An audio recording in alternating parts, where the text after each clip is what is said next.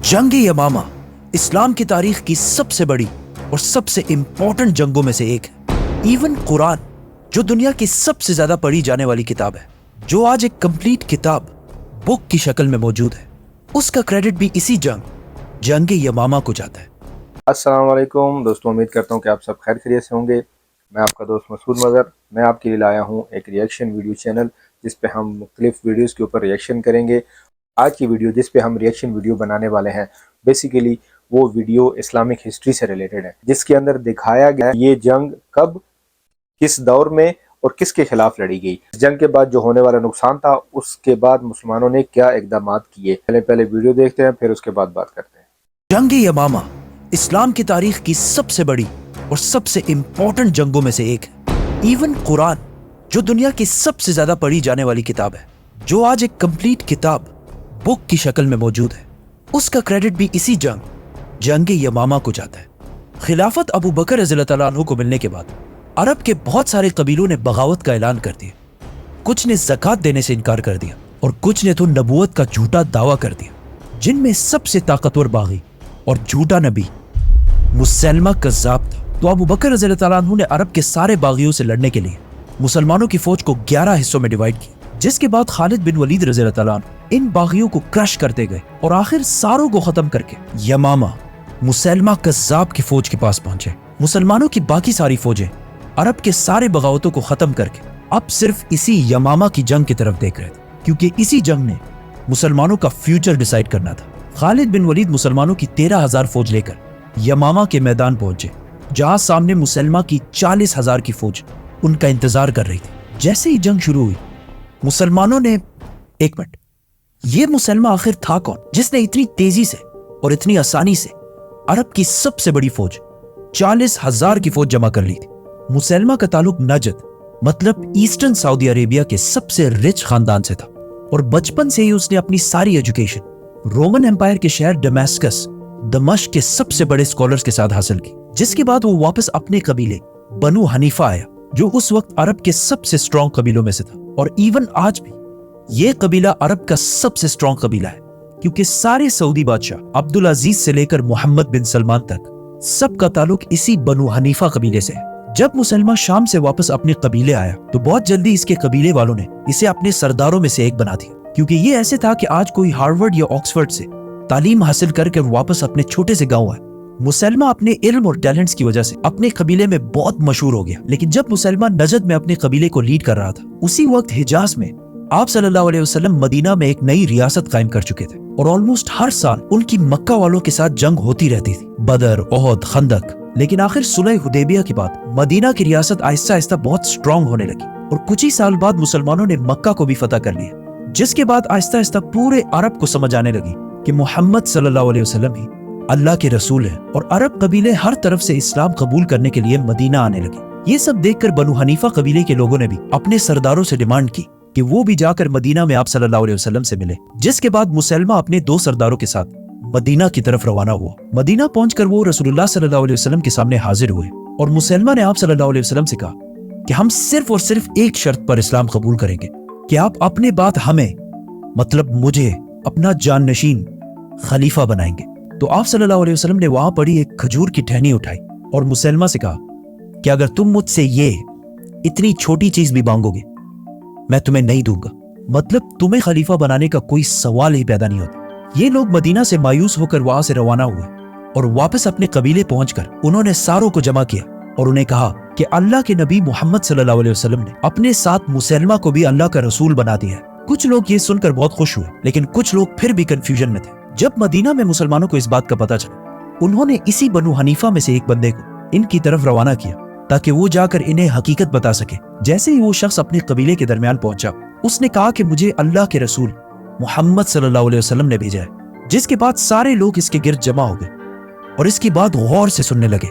उसने कहा कि मुझे मदीना से इसलिए भेजा गया ताकि मैं तुम सबको ये बता सकूं कि ये जो मुसलमा है और ये जो कुछ भी कह रहा है बिल्कुल सच कह रहा है, और यही मुसलमा अल्लाह के रसूल है। जिस पर इस कबीले के लोगों को ये बात कंफर्म हो गई और वो सारे मुसलमा को अपना पैगंबर मानने लगे। इससे पहले कि लोगों को इनकी हकीकत का पता चले, मुसलमा ने इस्लाम की बहुत इंपॉर्टेंट चीजों को खत्म कर दिया। मतलब शराब को हलाल कर दिया और फहाशी को बिल्कुल जायज कर दिया, और फजर और इशा की नमाज खत्म करके नमाजें 5 के बजाय 3 कर दी, और रमजान के महीने के रोजे भी खत्म कर दिए, और गवाहों के बगैर निकाह को जायज कर दिया। And not only that, Quran की आयत को चेंज करके एक नई किताब बनाना शुरू की। लोगों ने जब मुसलमान के इस आसान रिलीजन को देखा और फिर इस्लाम के सख्त रूल्स देखे, तो वो इस्लाम को बिल्कुल छोड़कर मुसलमान की तरफ आने लगे, और आहिस्ता आहिस्ता मुसलमान का रिलीजन हर तरफ फैलने लगा। अब यहाँ क्वेश्चन ये है कि रसूलुल्लाह सल्लल्लाहु अलैहि वसल्लम ने तो बहुत मुश्किल से इस्लाम को फैलाया था, तो मुसलमान कैसे इतने आसानी से ग्रो कर रहा था? असल में जब आप सल्लल्लाहु अलैहि वसल्लम मक्का में थे, तो मक्का के सरदारों ने आप सल्लल्लाहु अलैहि वसल्लम को ये ऑप्शन दिया था कि अगर आप हमारे खुदाओं को खुदा माने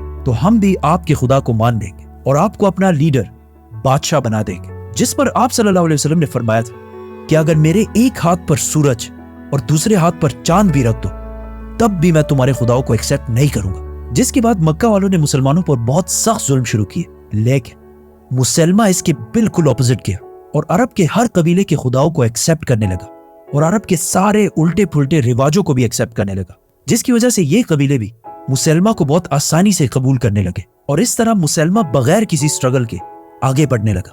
और फिर आखिर एक दिन मुसलमान ने आप सल्लल्लाहु अलैहि वसल्लम की तरफ एक खत भेजा, जिसमें उसने कहा, मुसलमान अल्लाह के रसूल की तरफ से, मोहम्मद अल्लाह के रसूल की तरफ, अब हम इस काम में एक दूसरे के साथ शरीक हैं। आधी दुनिया आपकी और आधी दुनिया मेरी। जिसके बाद आप सल्लल्लाहु अलैहि वसल्लम ने उन्हें जवाब दिया कि मोहम्मद अल्लाह के रसूल की तरफ से, मुसलमान कज़्ज़ाब की तरफ, मतलब मुसलमान बहुत बड़े झूठे की तरफ। मुसलमान ने अपने लेटर में कहा था कि आधी दुनिया आपकी और आधी दुनिया मेरी, जिस पर आप सल्लल्लाहु अलैहि वसल्लम ने उन्हें जवाब दिया कि दुनिया ना मेरी है ना तुम्हारी है, बल्कि सारी दुनिया सिर्फ अल्लाह की है, और वो जिसे चाहे उसे ही देता है। आप सल्लल्लाहु अलैहि वसल्लम की जिंदगी में तो मुसलमान की इतनी जुर्रत कभी भी नहीं हुई कि वो बगावत का ऐलान कर सके, लेकिन आप सल्लल्लाहु अलैहि वसल्लम के वफात के फौरन बाद मुसलमान ने अबू बकर रज़ी अल्लाह अन्हु की खिलाफत से बगावत का ऐलान कर दिया। जिसके बाद अबू बकर रज़ी अल्लाह अन्हु ने मुसलमानों की 11 फौजें बनाई, जिनमें से एक को उन्होंने मुसलमान की तरफ भेजा, और उन्हें क्लियर ऑर्डर्स दिए कि सिर्फ मुसलमान की फौज को रोकना है, उन पर हमला नहीं करना। लेकिन उस फौज के कमांडर इक्रमा रज़ी अल्लाह अन्हु ने मुसलमान पर हमला कर दी और वो जंग हार गए। जिसके बाद अबू बकर रज़ी अल्लाह अन्हु ने मुसलमान की तरफ एक दूसरी फौज भेजी और उन्हें भी वही ऑर्डर्स दिए कि मुसलमान पर हमला नहीं करना, लेकिन उस फौज ने भी मुसलमान पर हमला कर दी और वो भी जंग हार गए। तो अब फाइनली अबू बकर रज़ियल्लाहु अन्हु ने खालिद बिन वलीद को हुक्म भेजा कि वो अपनी सारी फौज लेकर मुसलमान कज़्ज़ाब से लड़ने के लिए जाए और वंस एंड फॉर ऑल मुसलमान को खत्म कर दे। खालिद बिन वलीद मुसलमानों की 13,000 फौज लेकर मुसलमान कज़्ज़ाब के पास यमामा पहुंचे, जहां उनकी 40,000 की फौज सामने खड़ी थी। पहले मुसलमान की फौज से लोगों ने सामने आकर मुसलमानों को चैलेंज किया, जिस पर हजरत उमर रज़ियल्लाहु अन्हु के भाई ज़ैद बिन खत्ताब रज़ियल्लाहु अन्हु और बाकी सहाबा ने उन्हें खत्म कर दिया, और इसी के साथ दोनों फौजों ने एक दूसरे पर हमला कर दिया। पहले तो दोनों फौजों की लड़ाई बहुत सख्त, लेकिन मुसलमान की फौज बहुत ज्यादा होने की वजह से आहिस्ता आहिस्ता बहुत सारे मुसलमान शहीद होने लगे और मुसलमानों की फौज पीछे होने लगी, और आखिर मुसलमानों की फौज को पीछे धकेलते हुए मुसलमान की फौज इतने आगे आ गई कि वो मुसलमानों के कैंप्स तक पहुंच गए, जहां मुसलमानों की औरतें, इवन खालिद बिन वलीद की बीवी भी इन्हीं कैंप्स में थी।